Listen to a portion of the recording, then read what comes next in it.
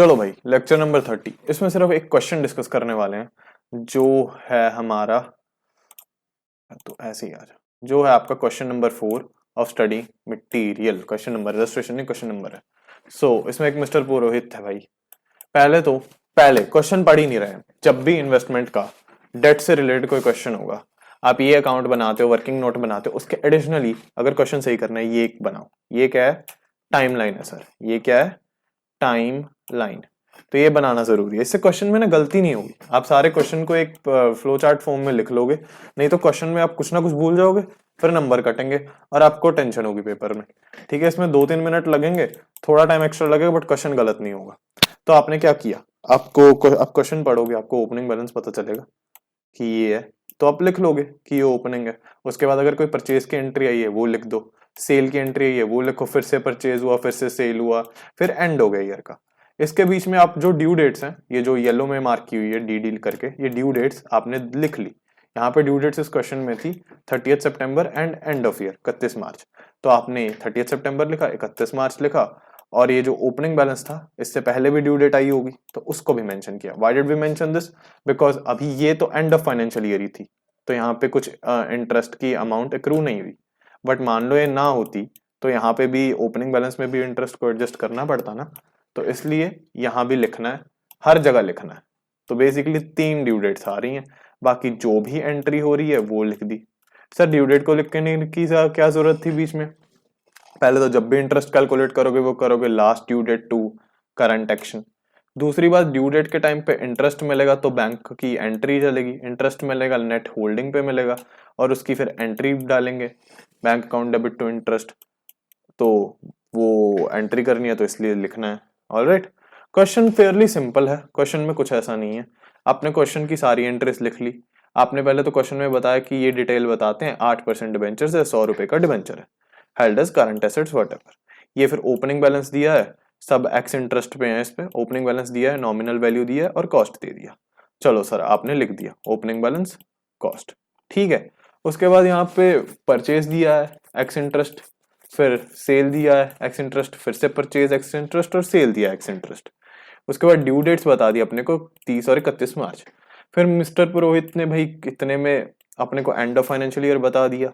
फिर ब्रोकरेज बताया अपने को, जो पे करना है किसके ऊपर, transaction for x interest price के ऊपर कैलकुलेट करना है। मोस्टली जो ब्रोकरेज होगा, अगर क्वेश्चन साइलेंट है, if the question is silent and the brokerage will be payable at the transaction value. Transaction value में, टोटल ट्रांजेक्शन वैल्यू में इंटरेस्ट की अमाउंट भी इंक्लूडेड होती है, मतलब जो ब्रोकरेज है वो हम कम इंटरेस्ट प्राइस पे करेंगे। But if the question is not silent and specifically provides, then follow the question man, follow the question. यहाँ पे एक्स इंटरेस्ट प्राइस पे बोला है तो एक्स इंटरेस्ट प्राइस पे अपन कर देंगे। इन्वेस्टमेंट अकाउंट बताओ, फीफो मेथड यूज करना है। तो जब भी आप सेल पे प्रॉफिट कैलकुलेट करोगे या क्लोजिंग स्टॉक कैलकुलेट करोगे तो फीफो मेथड यूज करिएगा एवरेज की जगह। मार्केट वैल्यू बताया है एंड ऑफ द ईयर 99। इसमें एक और पॉइंट है, अगर आपको क्लोजिंग बैलेंस की कैलकुलेशन के टाइम पे मार्केट वैल्यू ना दी जाए, एंड ऑफ द ईयर की मार्केट वैल्यू ना दी जाए, शेयर के टाइम पे आप क्या करते थे? आप देखते थे कि लास्ट जो हमने सेल किया था शेयर, वो उसकी मार्केट वैल्यू क्या थी, और आप क्लोजिंग बैलेंस में उस मार्केट वैल्यू को कंसिडर करके कर देते थे। बट डेट में ऐसा नहीं करना है। डिबेंचर्स के टाइम पे या डेट के टाइम पे अगर आपको लास्ट में at the end of the year price नहीं गिवन है तो आप करोगे, आप उसको सिर्फ कॉस्ट पे शो कर दोगे। फीफो, लीफो, एवरेज कुछ भी हो, आप कॉस्ट पे शो करोगे, आप मार्केट वैल्यू को कंसिडर नहीं करोगे। ऑल राइट, कंप्रेंदे कंप्रेंदे। चलो, क्वेश्चन में आपने टाइमलाइन बना लिया सर, टाइमलाइन बना लिया, और बाकी ठीक है यार, एंट्री वेंट्री करनी अब सिखा दी थी कि जैसे यहाँ पे ओपनिंग बैलेंस है, तो ओपनिंग बैलेंस में क्योंकि ड्यू डेट पे ही था, जो ड्यू डेट थी आपकी एंड ऑफ फाइनेंशियल ईयर था, कोई इंटरेस्ट एक्रू नहीं होगा, तो ओपनिंग बैलेंस की जो कॉस्ट दी थी वो अपन ने लिख दी। उसके बाद परचेज किया है 1/7/11 को, तो परचेज और लास्ट ड्यू डेट में 3 महीने का गैप है, तो 3 मंथ्स के इंटरेस्ट की एडजस्टमेंट होगी। परचेज की एंट्री एक्स इंटरेस्ट पे किया है, एक्स इंटरेस्ट पे क्या है तो टोटल आएगा, या सिर्फ परचेज, तो क्या लैंग्वेज क्या यूज होगी, टोटल परचेज प्राइस या सिर्फ परचेज प्राइस। एक्स इंटरेस्ट है, इंटरेस्ट इंक्लूडेड नहीं है, इंटरेस्ट का एडजस्टमेंट करना नहीं है, तो परचेज प्राइस आएगा, सिर्फ परचेज प्राइस लिखा।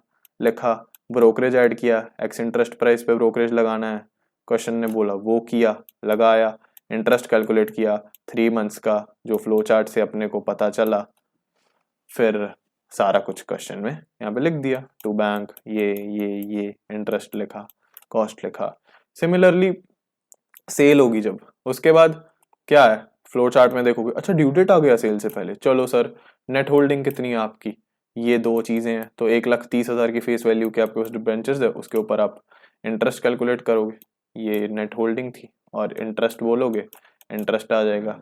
सिमिलर सेल की एंट्री है, सेल वैल्यू दिया, ब्रोकरेज निकाला, यहाँ पे टोटल सेल वैल्यू नहीं यूज किया, वर्ड सेल वैल्यू यूज किया, नेट सेल वैल्यू आ गया। इंटरेस्ट बोलेंगे क्योंकि ड्यू डेट से अगले ही दिन सोल्ड किया है तो इंटरेस्ट नील आएगा, बट ये आपने मेंशन करना है क्वेश्चन के वर्किंग में। All right, NSV net sale value आ गया, उसके बाद कॉस्ट ऑफ सेल्स निकालेंगे फीफो के हिसाब से। See the how clean the presentation is. तो आप यूज करोगे, क्या यूज करोगे, आप यहाँ यूज करोगे, आपको यहाँ से बेचा है बिकॉज फीफो है, राइट। यहाँ पे आपने 20,000 के फेस वैल्यू के डिबेंचर्स बेचे हैं, तो आप एवरेज कैसे निकालोगे, दिस 1,18,000 अपॉन दिस इंटू 20,000। इधर आपको कुछ अलग दिख रहा होगा, Y, because he use the number of debentures and मैं फेस वैल्यू यूज कर रहा हूँ। यहाँ दोनों जगह या तो नंबर ऑफ डिबेंचर्स यूज करो या दोनों जगह फेस वैल्यू यूज कर लो, इट्स द सेम थिंग।